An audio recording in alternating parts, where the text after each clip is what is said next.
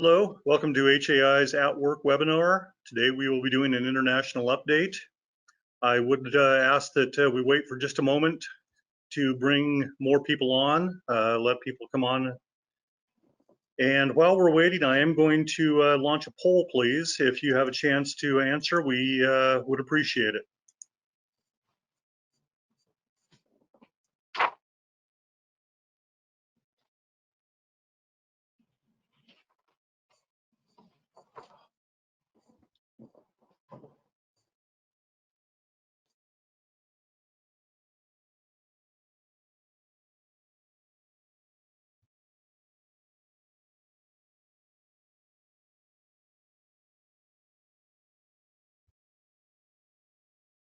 Run it for about another 15 seconds, please, and then we'll go ahead and get started with the webinar.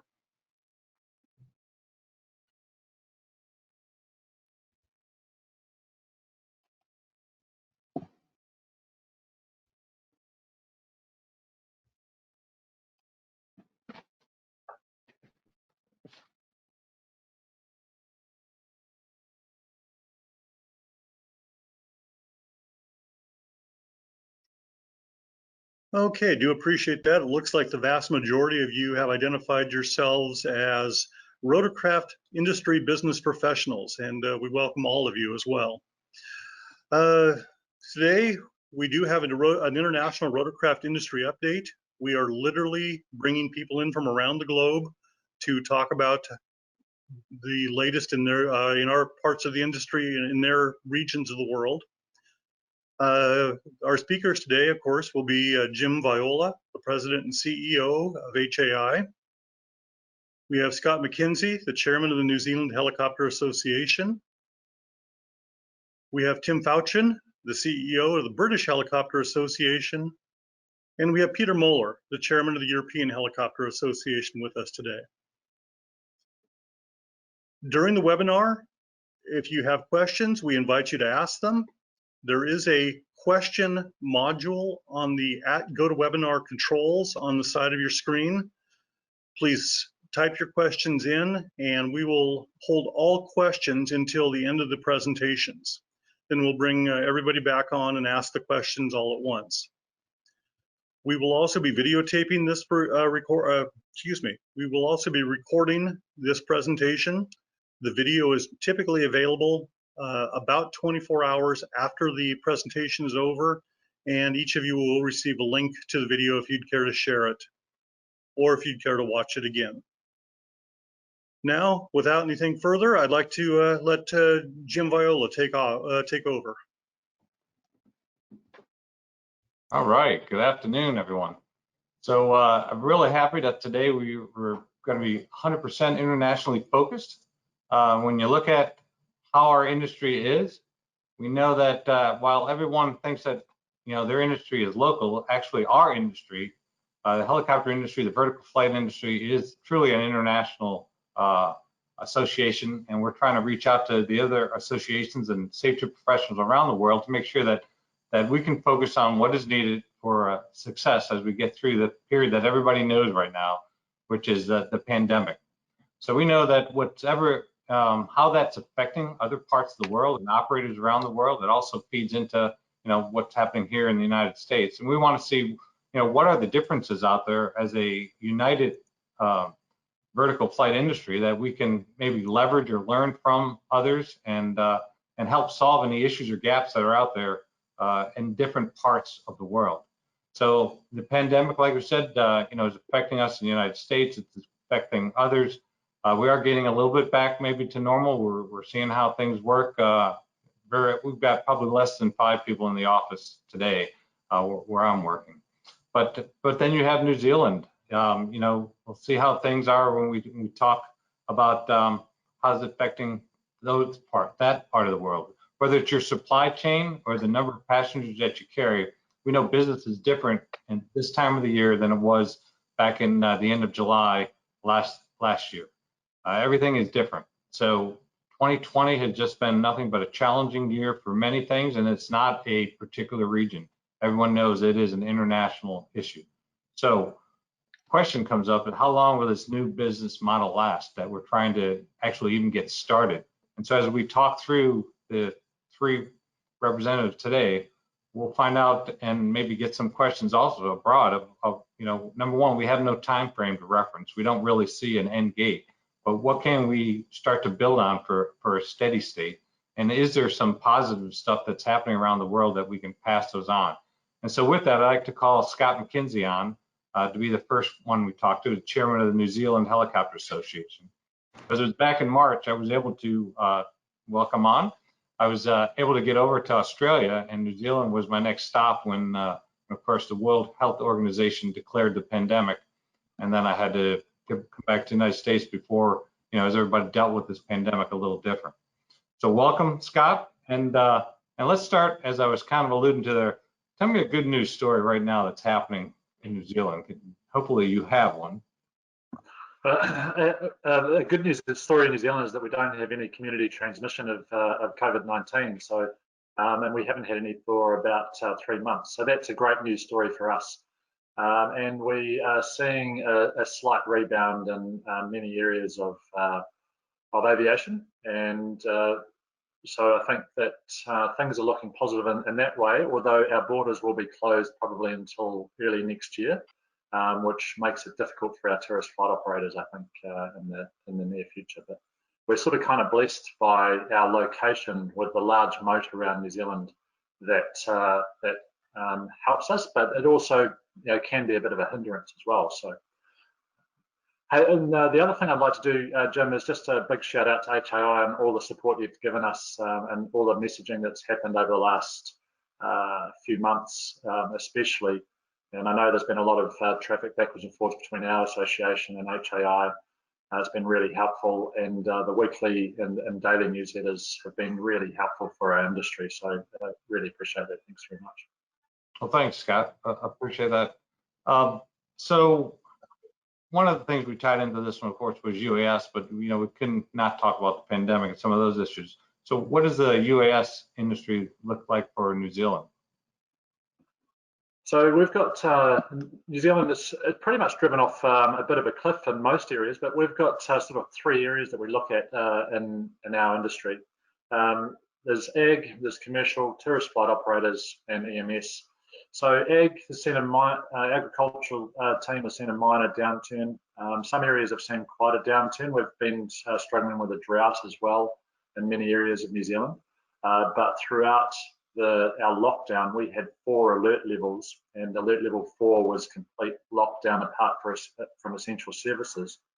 And it was great that our organisation, our parent organisation, which is Aviation New Zealand, and our operators lobbied for the agricultural operators to be part of essential services for the primary industries and the agricultural scene for food supply. So there's been a minor downturn, and we're waiting for the Q2 results, which will come in about 10 days to see how that compares. Q1 was okay. Commercial work has seen quite a downturn, and we are finding now that there's quite a few operators there that who are highly leveraged, that are now, or a small amount, I should say, of operators who are highly leveraged, who are now conducting a bit of predatory pricing, which is affecting sort of quite a few of the other operators. Now we're hoping that the purchasers of the end product will keep in mind that they need to ensure that safety is a key part, and if they employ operators that are sort of conducting the predatory pricing, that can affect the ecosystem quite a bit. And tourist flight operators, for us, the massive amount of flying in New Zealand. We have a huge tourist industry, which is effectively completely shut down because of the border closures. So our tourist flight operators are really hurting, and they've been trying to pivot a little bit to the domestic market with some innovative type of offerings, but it hasn't really made too much of a dent in some areas. And the EMS, and we've seen a significant downturn in the flight hours for EMS because of the lack of people travelling, and also you weren't allowed to do extreme activities over the lockdown. So that has been, we've seen a reduction in flight hours there, and coincidentally, recently the flight and duty times have been changed, so they've had to increase crew numbers. So increased crew numbers, decreased hours, which reduces the currency. And so what we're looking at for the future is trying to figure out, okay, what are the safety implications of this for the next little while, but also how can we help stimulate the economic drivers for our industry. So that was so you talked about the air ambulance. Essentially, you know, we've had some interesting challenges here in the United States where at first, you know, they weren't part of the first responders, and we had to actually help with some of the other associations here. Have you had any unique things that kind of didn't make sense that you weren't included in for trying to help out in your association like that?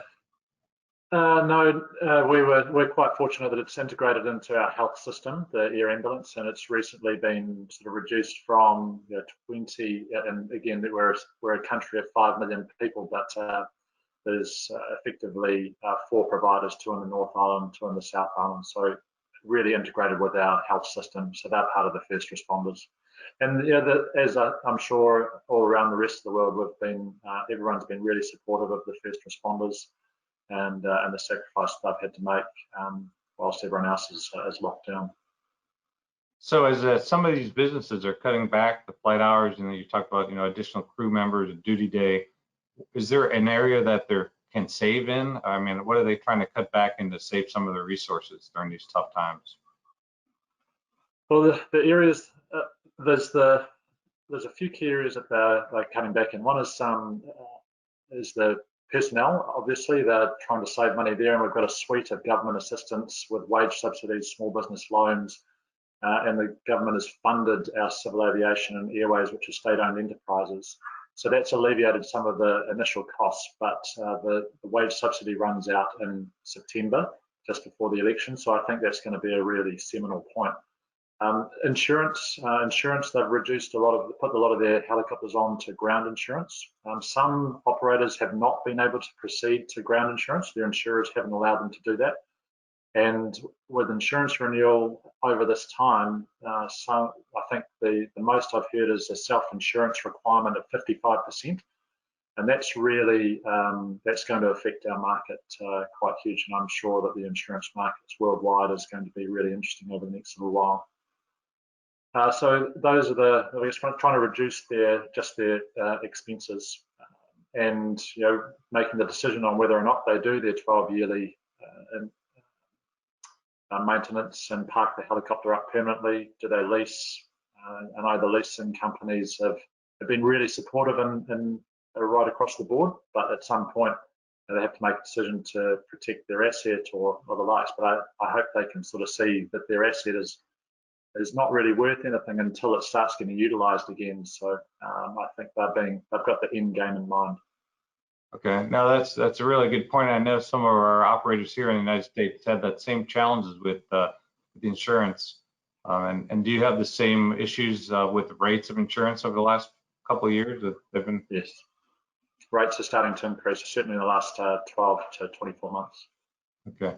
Well, that's certainly one of the things that we've talked about at HAI, and we've just had a discussion with the board as to, you know, what can HAI do in the board to try to, and we'll do it at an international level of, can we try to get a handle on some of the rate increases that have happened.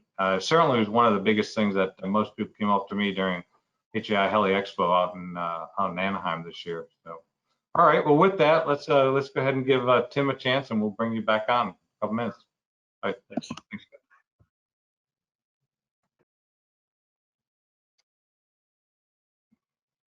Welcome. How are you doing? And what time is it where you at? It's 9:15 in the evening. All right. So you're getting ready to settle in once we're done here tonight. So do you have a good news story? Something good to highlight from your part of the world? Yeah, the industry is starting back up again. You notice by people attending meetings where our regulator used to hold 2-3 weekly updates, and the audience are dwindling because the guys are out there and they're getting airborne again. Good. So the audience is dropping off. just to run through our sectors, the North Sea never really stopped, where the great downswing in the oil price maybe would have normally affected activity. But actually it's not, because of social distancing in the back of the aircraft. We're carrying less passengers. However, the same number of flights are going because there's less people on the aircraft. Have I lost you? No, we got you. I got you. All right. I've lost you off the screen. That's all. So Okay. the North Sea is doing okay. Whether it is sustained, we will wait to see. But of course, with the oil rigs, they had their own problems in trying to work out the protocols with maybe infected passengers if someone fell sick offshore. And also the oil rig workers certainly had a problem getting to Aberdeen if they didn't live in the local area. And anyone who was living overseas in lockdown, they were probably staying in UK. But the problem, of course, was trying to find a hotel or somewhere to feed you. The Hems business in UK, it's charity funded, except in Scotland. Result is the National Health Service, they lend to a lot of them the paramedics. Not many of them have their own paramedics. And what happened was the National Health Service took them all back because they didn't know what their staffing levels were going to be. So it caused a few of the Hems guys to shut down because they had no rear crew, no paramedics to go in. But largely they've all come back now and they're all operational. But that said, of course, the funding, the charity has dried up. So there is going to be a problem probably in about a year's time. The one sector that really hasn't been affected is SPO, which you would probably in the States called utility, and pylons, pipeline inspections, putting up things just has not ceased. And firefighting, we're having a fairly hot summer here, so we've been fairly dry for about a week now, so I would expect quite a few of the companies to be out this weekend on the moors putting out fires with Bambi buckets. The people that really did hurt were the training world, because with lockdown, you couldn't do social distancing at all. And they're just slowly opening up with quite a bit of guidance from the regulator as to what is allowed, how you go about it, but it is slowly opening. The AOC operators, yes, they've had what I would say they're going to have 3 winters in a row, because the summer is when they do all the big sporting and pop concerts and things like that. The 1 days or the 3 days or 4 days in the case of Royal Ascot at the moment. Glorious Goodwood would be on 3-4 days of people flying in and out the races in the south of England. It's all happening, but it's happening with no spectators. So the AOC operators are hurting, but I've heard slowly they are getting people want to start traveling. And once the heliport in London opened up, yes, we're seeing more trade in that way. But it's not going to be a good year for the financial books. And that's about it. Well, that was a really good update. So the regulatory environment then, they're being very, that's where you're getting most of your guidance as far as how to operate, or do you have, like I know, what we've done at HAI, we have a COVID clean program that we're trying to help educate our members based on the OEM's requirements for cleaning aircraft and some operators. Is that a mix, or is your regulator providing over the top stuff on that?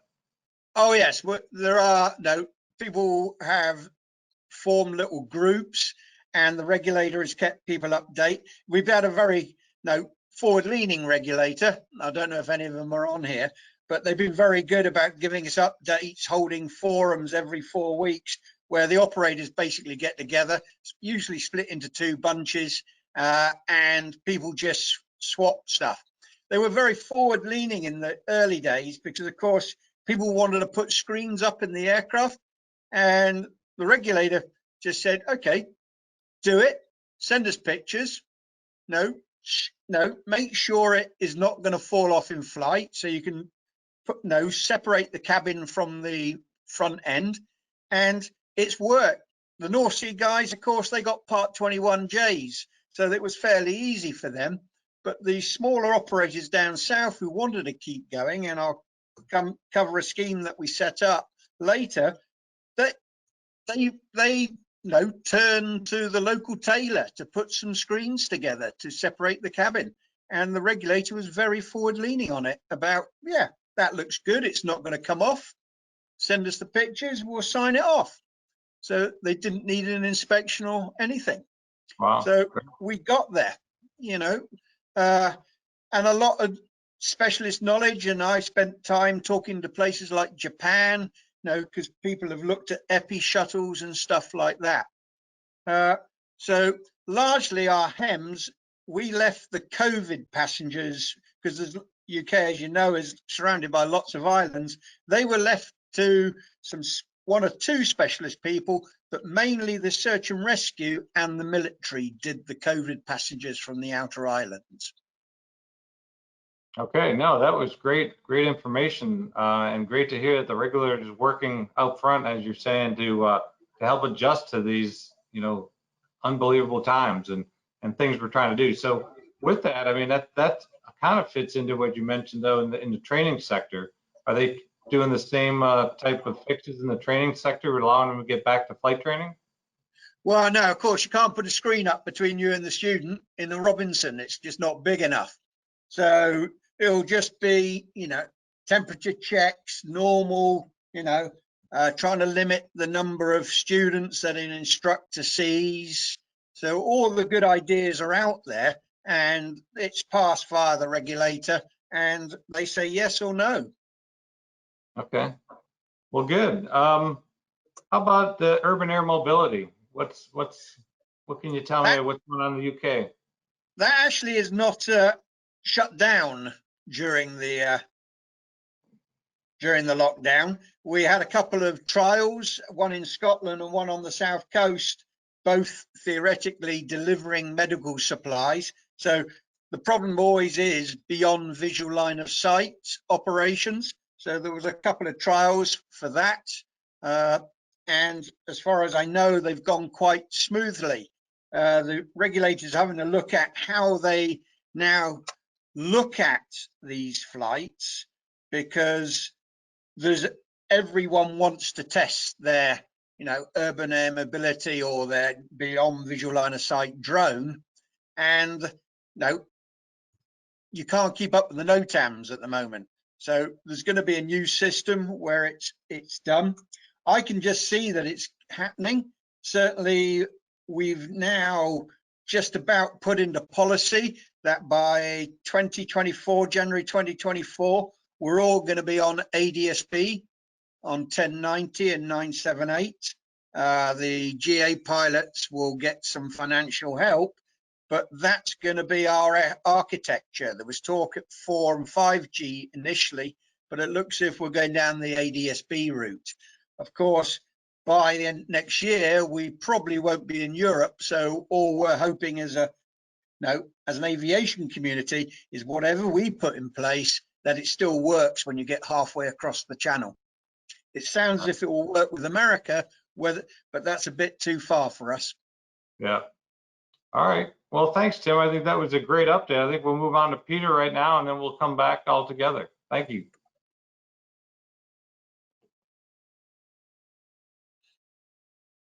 Welcome, Peter. Hi, Jim. Thank you very much for inviting me to participate in this meeting. You look like you're in a very comfortable location. Where are you located today, and what time is it? Yeah, I'm at home, and time is now 10:25 Well, thank you. p.m. So after this meeting, I also will close down my office and go to bed. Yeah, I'm in Germany, close to the border of Luxembourg. Yeah, as you already said, I'm the chairman of the European Helicopter Association. The members of the European Helicopter Association are the national helicopters of the different European member states. And but there are some countries who don't have national helicopter associations, and there we also have single operators who can become direct members of the European Helicopter Association. Beside my job as chairman for the European Helicopter Association, I'm working as a crew training manager for an operator in Luxembourg, and this is an AMS and air ambulance operator, operating MD-900 Explorer helicopters and Lear 45 ambulance jets. Okay, well, very good. Well, thanks again for giving us the time, late at night as it is. And let's start right where we left off there with Tim, which is urban air mobility. Yeah, urban air mobility. Where are we in Europe with urban air mobility? So all we have right now, which came from the EASA, is the opinion 01/2020, which is a high-level regulatory framework, which was developed by EASA in a rulemaking task 0230, and which has been sent to the European Commission, and we are awaiting the adoption of this in Q4 2020. The objective of this opinion is to create and harmonize the necessary conditions for manned and unmanned aircraft to operate safely in the so-called use-based airspace. So in an airspace which shall allow unmanned and manned air vehicles at the same time. So the use-based regulatory framework should permit safe aircraft operations in all areas for all types of manned and unmanned vehicles. All right. Well, so that's what's presently out, and yeah, there will for sure there will be technical solutions necessary to really, and Tim mentioned this already, to really make sure that there are, for example, no collisions between unmanned and manned aircraft in the same airspace. So yeah, we'll see how these technical solutions will look like in the future. Have you seen anything special use since COVID-19 came out? Concerning urban air mobility, or? On the UAS, use of UAS? No. Tim talked already about some trials of UAS transporting medical support into remote areas or to islands. We have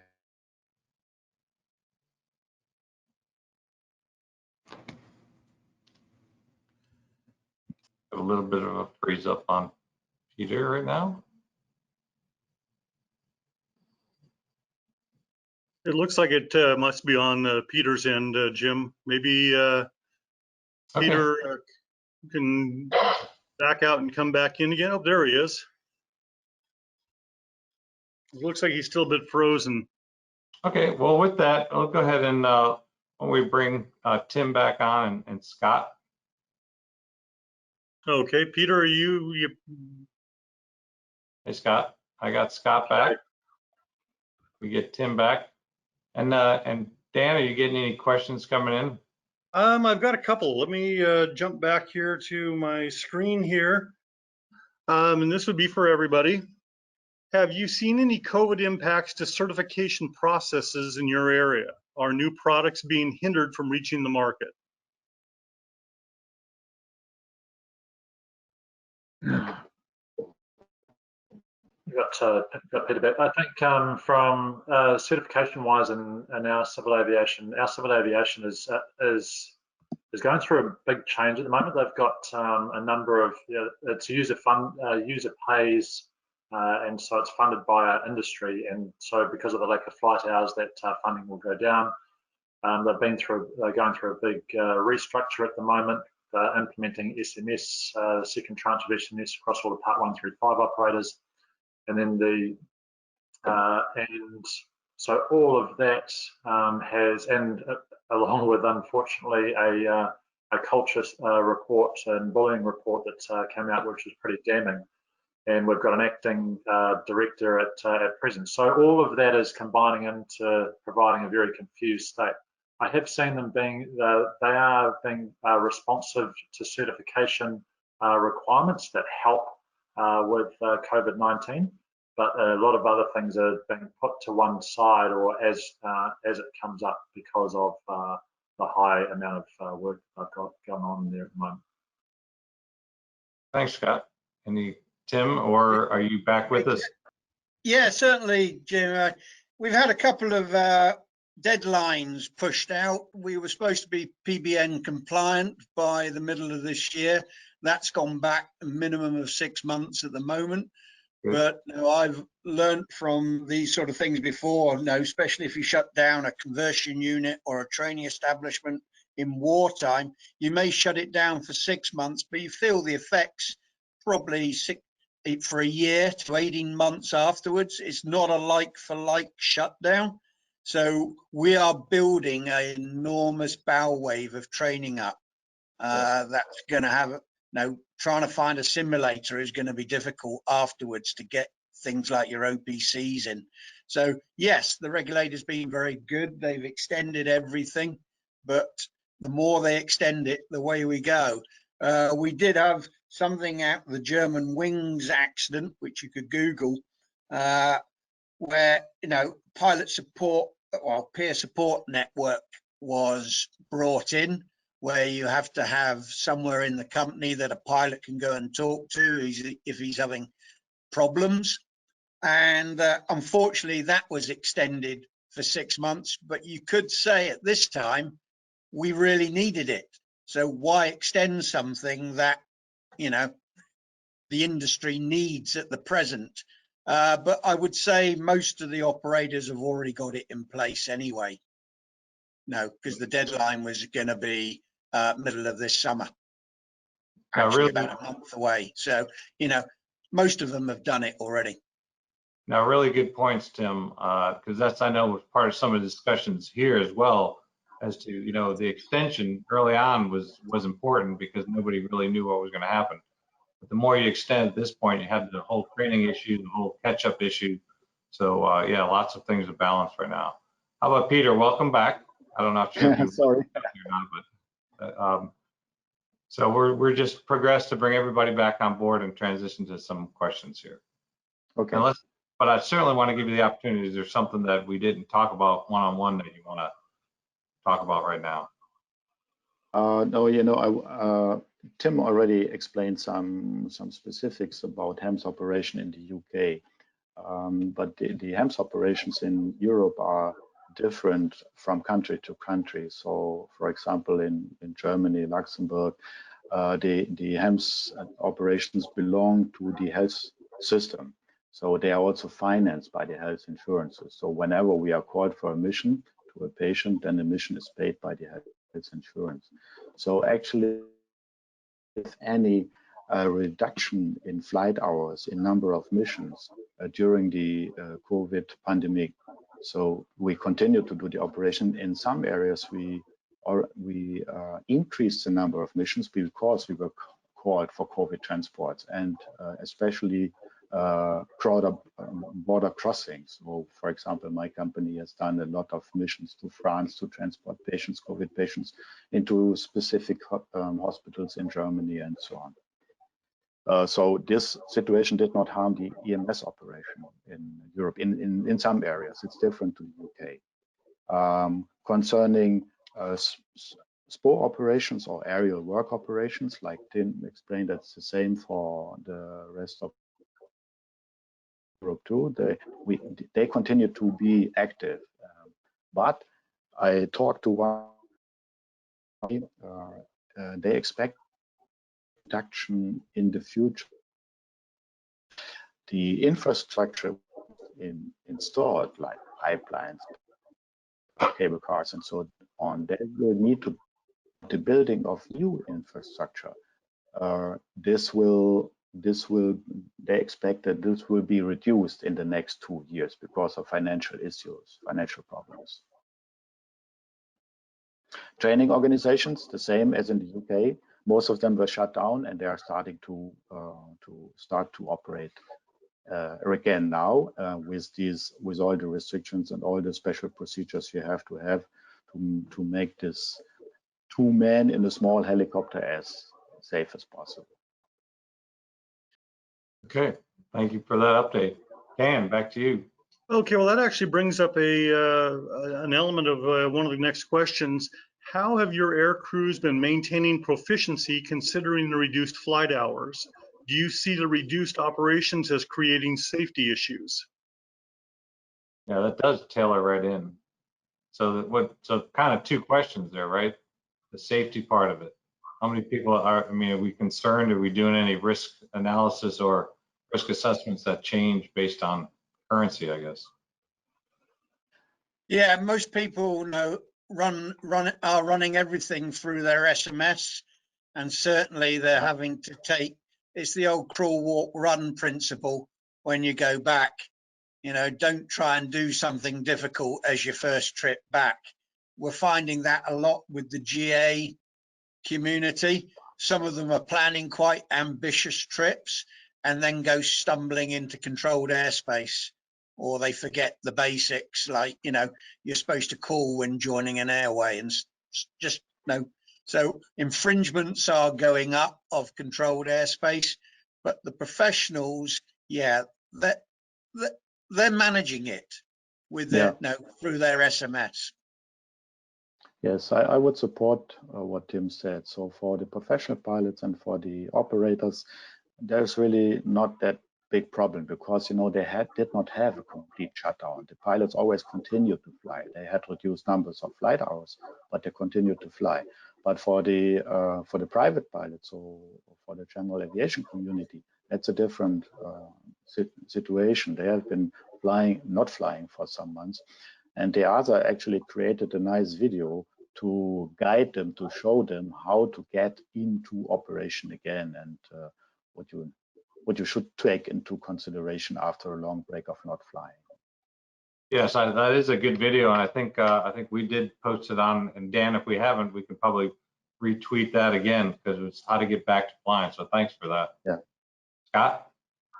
Yeah, I think it's going to be interesting. Like, I agree with the larger organisations that have the currency requirements sort of laid down their procedures, that won't be too much of an issue. But I think the pressures that are going to come on financially and in the competitive nature of the utility and commercial work, that's going to provide, an opportunity for people to push the weather limits because they want to get the job done, or they need the cash flow.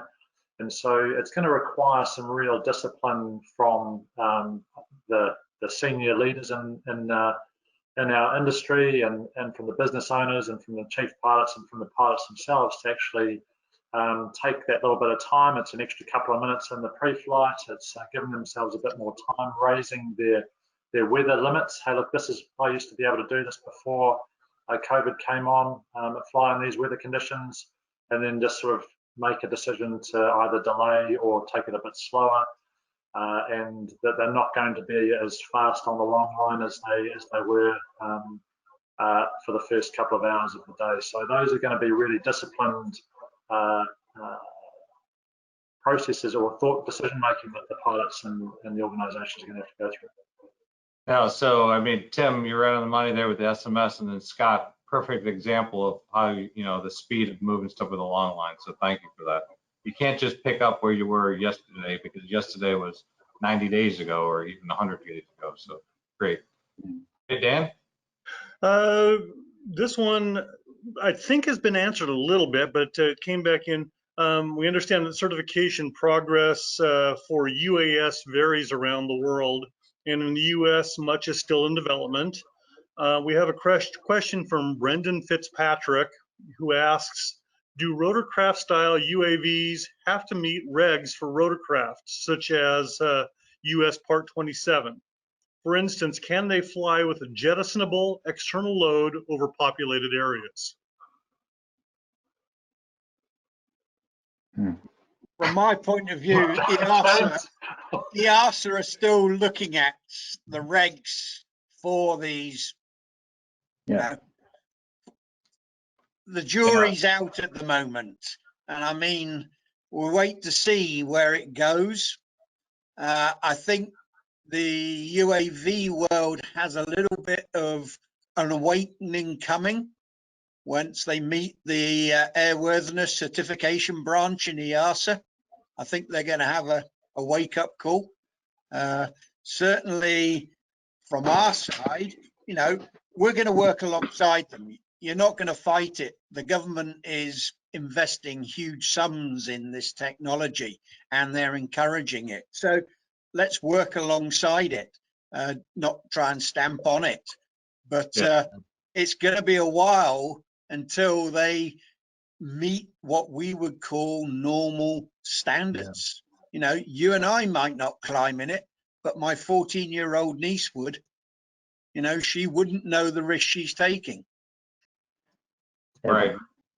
But what we as European Helicopter Association are really fighting for is that those things, those vehicles which populated area meet at least the same safety standards as we have to deliver with our rotorcraft to fly above populated areas. So we cannot go below this standard. So they will have to meet the same standards. But the EASA is working on the certification standards, and just for your information, you know that we will have European Rotors and VTOL Show and Safety Conference in November in Cologne. And within this European Rotors, the EASA Rotorcraft and VTOL Symposium is included. And one of the sessions of the EASA Rotorcraft Symposium will deal with certification for UAS. So there will be more information available then. I wonder if it raises a little question around providing the framework, our regulators providing the framework for innovation and for economic prosperity. And we've seen the regulators in all of our countries act really fast over COVID, and I think might have lulled us into a false sense of security that they're going to continue moving fast in areas. And it's extraordinary times require extraordinary measures, but things are going to slow down a little bit. But we see that the pace in the global pace is increasing so much. So how do they provide the framework and the regulatory framework so they don't necessarily control, but that stimulates the innovation, which has got us to where our rotorcraft industry is today, you know, putting spray gear on helicopters, putting a long line on helicopters, winches, and that early innovation that can keep on going through this new technology boom, and how we integrate that. And I think if we can encourage that framework and not be threatened by it with the standards, you know, they can apply those technologies in particular areas as a start, and then catch up with the safety requirements to be operating over a built-up area. Yeah, so I think that was a great response by all three, because essentially the question and the way it was framed with being able to carry a load over a congested area, you know, it does need to meet the same standard, because the person that's being protected is the public in that area. Yeah, the third party is the risk. Yeah, exactly. So that has to remain. So that's why, you know, in those areas, that has to be the same standard that it is. I mean, you've got to protect the public, you got to protect the schoolyard with the kids. So it'd be interesting, as you said, Scott, with the framework to allow, you know, where is it that it doesn't have to have that on some things where, you know, where human life is not at risk, but on areas, congested areas, probably be the same. Great, good response. Well, the next question still follows kind of along the same theme, and I believe I did hear Tim mention it. It might have been Peter. The future of UAM also depends heavily on infrastructure development, yet it does not seem to be moving as fast as aircraft development. How is the industry dealing with this in your geographic area? As I say, we've started addressing it, you know, by looking at electronic conspicuity. I do feel EASA are slightly behind it, because I think the Germans have pinned themselves to a system.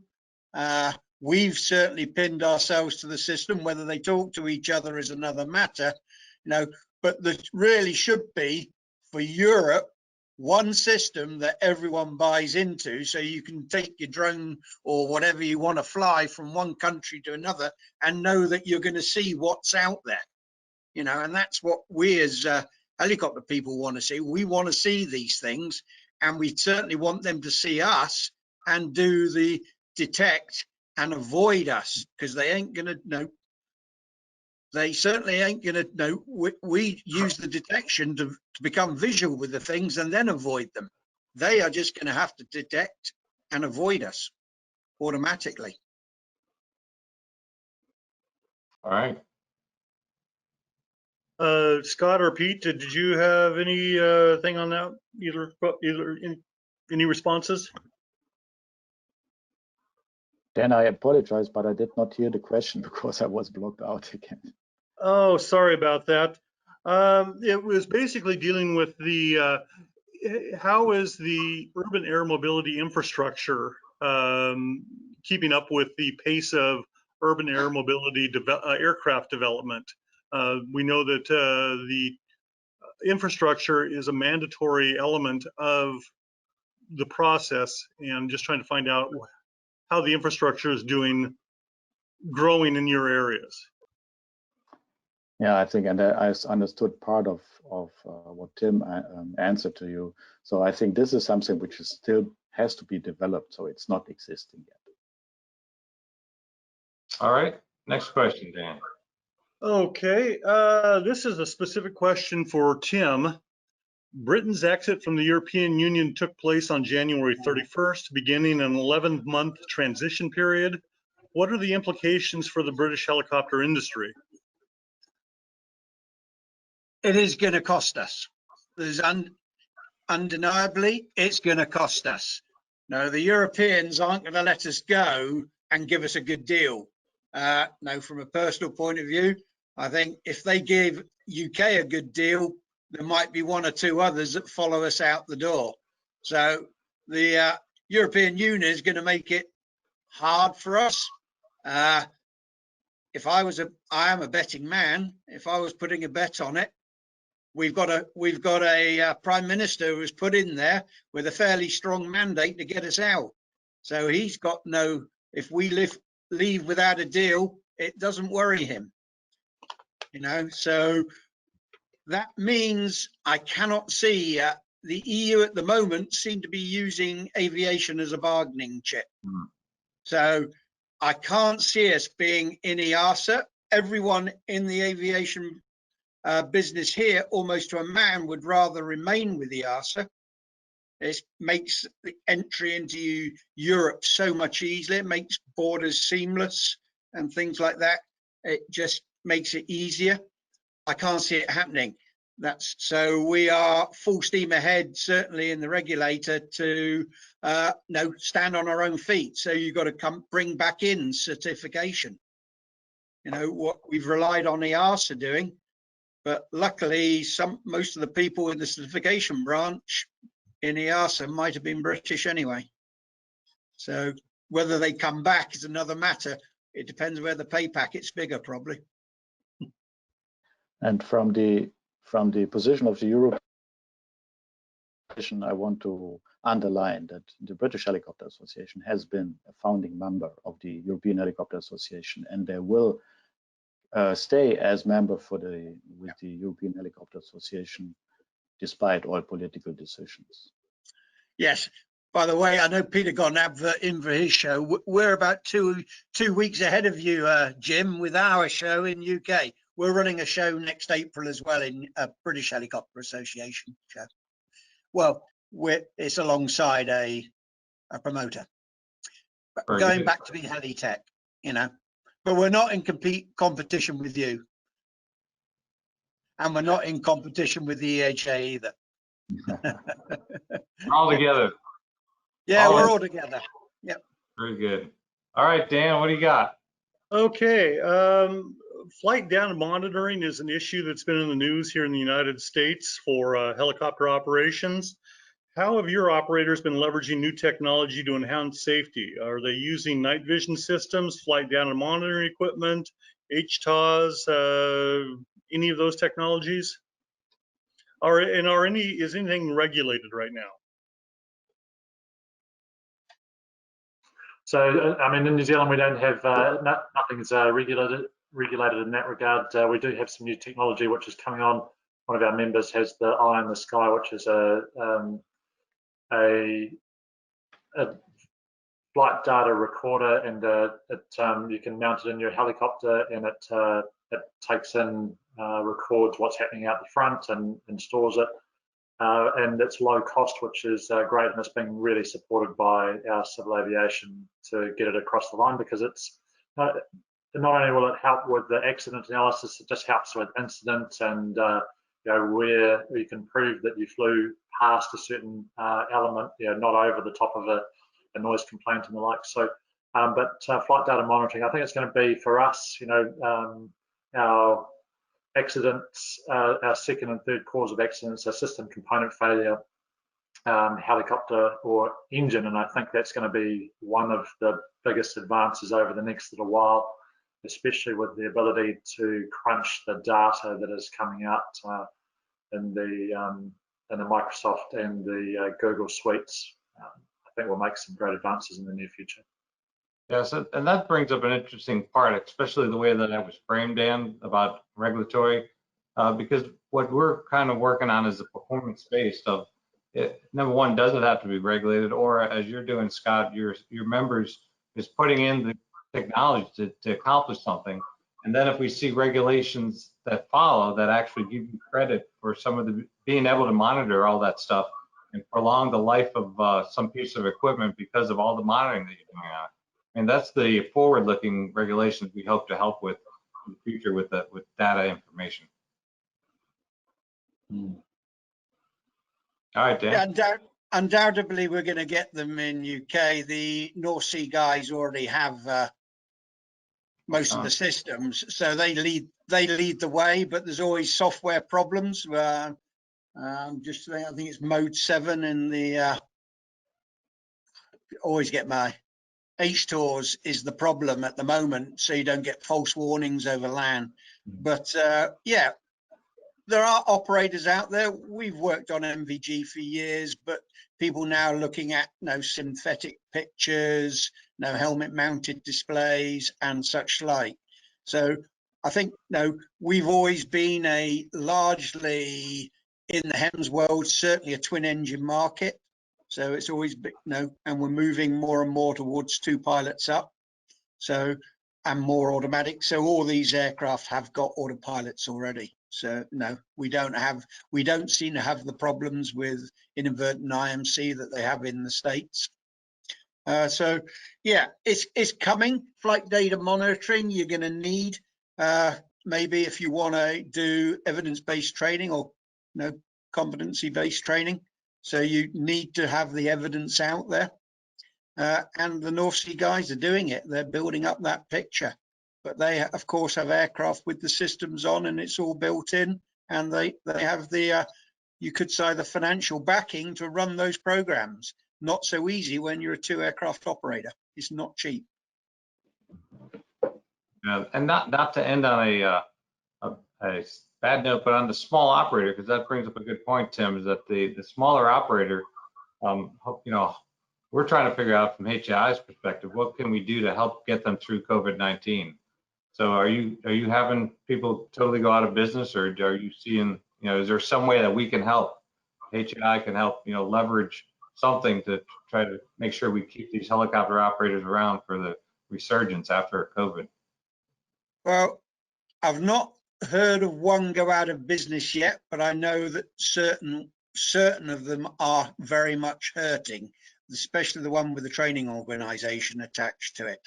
So yes, they could be in danger in the next 6 months.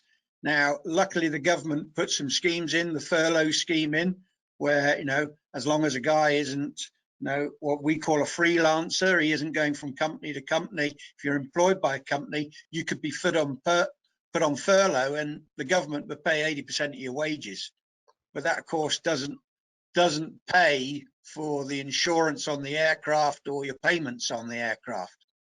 So no, the money is tight in the industry. There is no denying it. Okay. No, I can support what Tim said. So I have not heard of companies going off business up to now. I just talked today to the representative of the German Helicopter Association, but some will have severe financial problems. But there are, in all European countries, there are different systems to support these small companies, not only in the helicopter business, but also in other businesses. So, yeah, but that's different from country to country. Yeah, and we've put out some just some helpful guidance around the way that you should look at your business from a financial perspective and trimming your costs.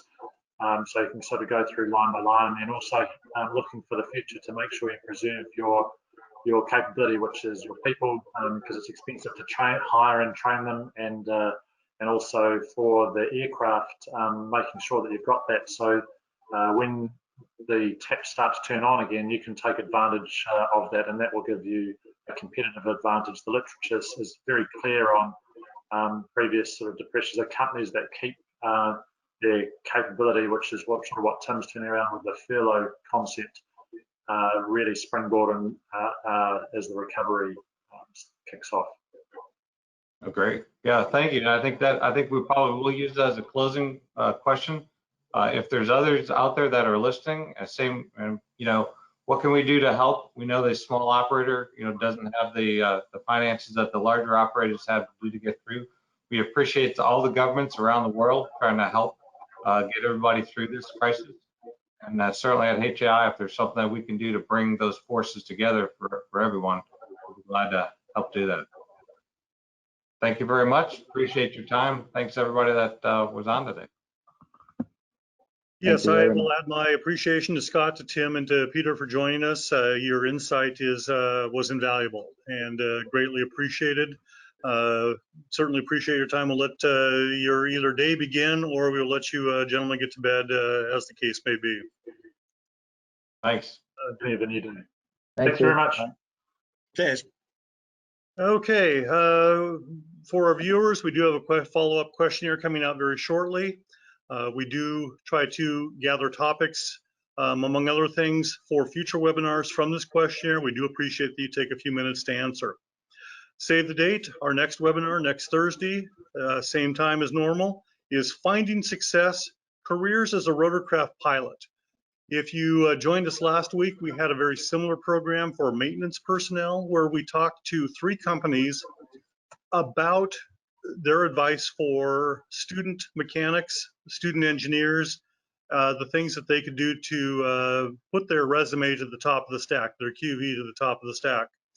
This next week, we will focus on pilots, what a low-time pilot might need to do for certification, training, experience, airframes, things like that, to get into a desired field.